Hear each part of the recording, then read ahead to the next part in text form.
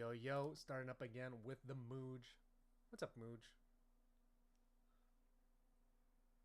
Look at her. She just goes so cute. I'm just gonna use her cuteness to get some views. Cause come on now, you gotta do it. You gotta do it. You gotta do it. Um. Anyway, hey everybody, it's Min's Mind here.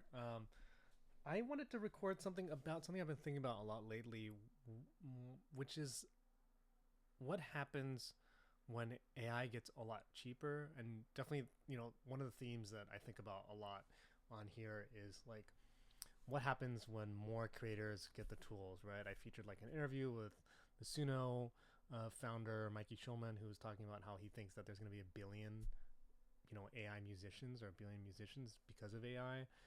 I do think that, in the next few years, we're going to see, the metas, the chat GPTs, the WhatsApp, Instagram, all these tools, Google will all have, the ability to create high, even high definition or just at least high fidelity image generators where it's like much easier to generate specifically what I'm thinking. Like even right now, Apple has the image playground, which in my opinion kind of sucks, but it's, actually, let's take a look at it real quick. Let's see here, playground, image playground. Like,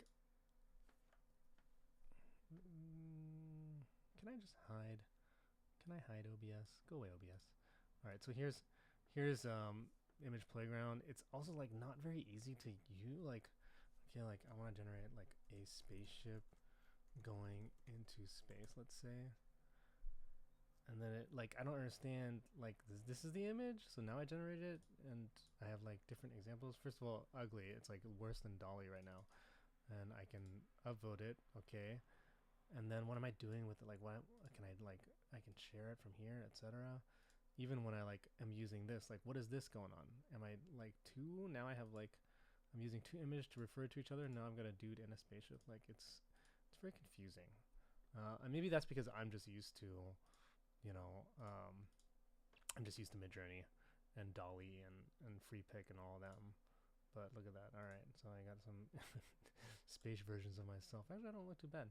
Look better than I actually do. Anyway, so that's like Image Playground. I don't buy it. I don't. Anyway, but I think that in the next few years it's going to be way easier, right? To prompt. There's going to be probably new paradigms to get that to be better.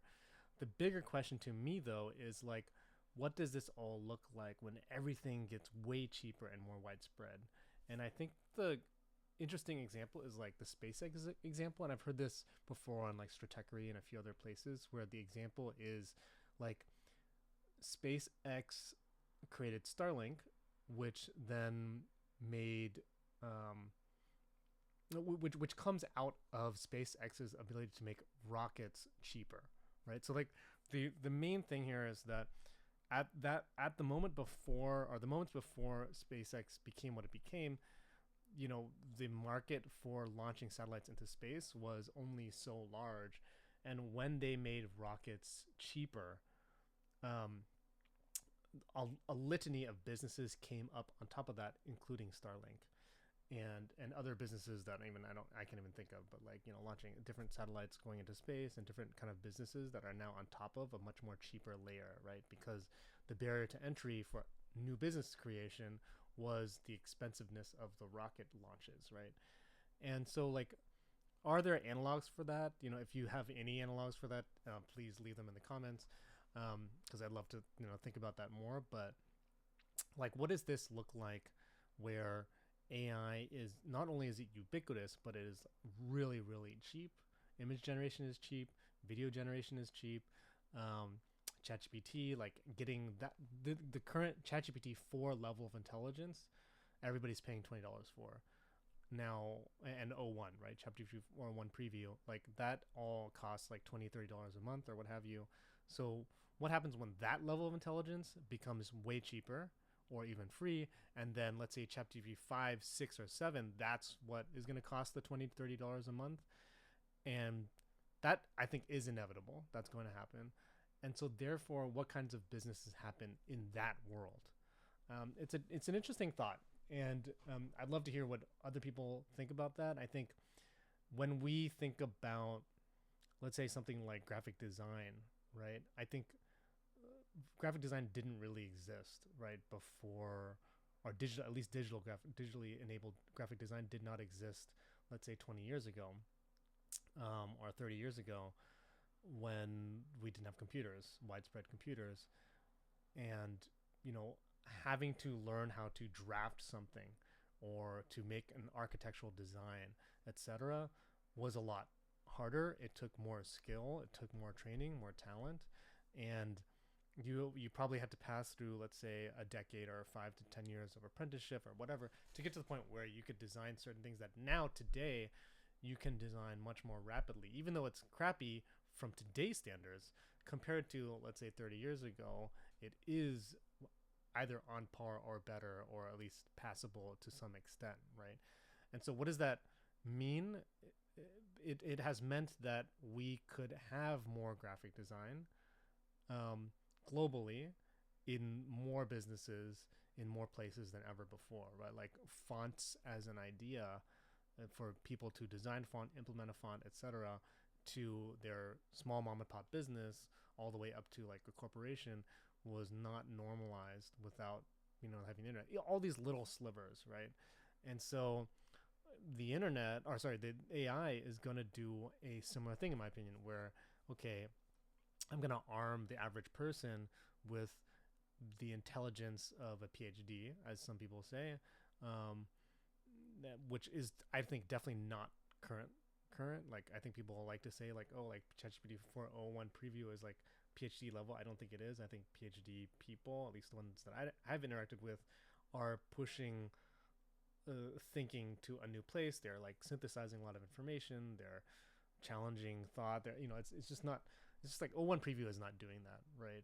It's close in some respects, and it definitely has like the knowledge base, which is impressive in itself. So it has like maybe a PhD level of knowledge, but it isn't the PhD level of acumen or level of critical thinking, etc. Right? That's just, in my opinion, not happening yet. Nevertheless, if I can give everybody a PhD level of knowledge, if not more than that, in a way that is accessible, in a way that Google doesn't actually provide, right? Google is also a skill, in my opinion. And in some ways, it's likely that AI is going to remove the need for more skill. So in my experience with Midjourney and Magnific, FreePic, Luma, Dream Machine, Runway, Hailuo, like playing with all these AI tools is definitely its own skill set, and learning how to do that is definitely not easy. It's like learning an architectural tool. It's taking me a year or two to figure out all these tools.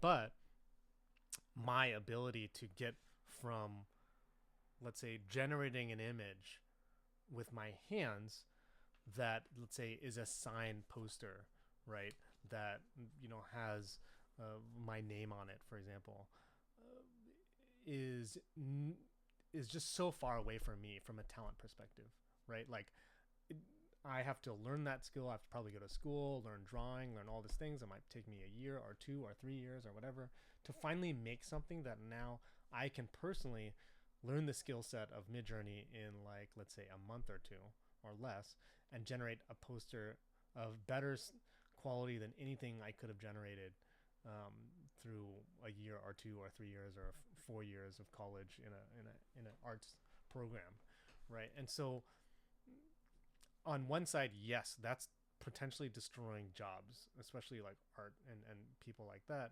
And that's something that we have to grapple with philosophically as well as ethically and economically, politically. And that's going to be potentially catastrophic and very intense. At the same time, what happens? That's the theme of this video right now, is like, what happens when you are making that skill compressed? It's quicker to make that thing and cheaper to make that thing, in the same way that SpaceX has made it cheaper to launch rockets. So like, if in this instance it's cheaper to launch rockets, in this instance it's cheaper to make a poster, it's cheaper to make graphic designs, it's cheaper to make website design, code, it's going to be cheaper to make all of these things. What kinds of jobs result and what kinds of markets result? I think that we live in a world where there's a lot of problems that a lot of people don't want to solve. because it's not their job.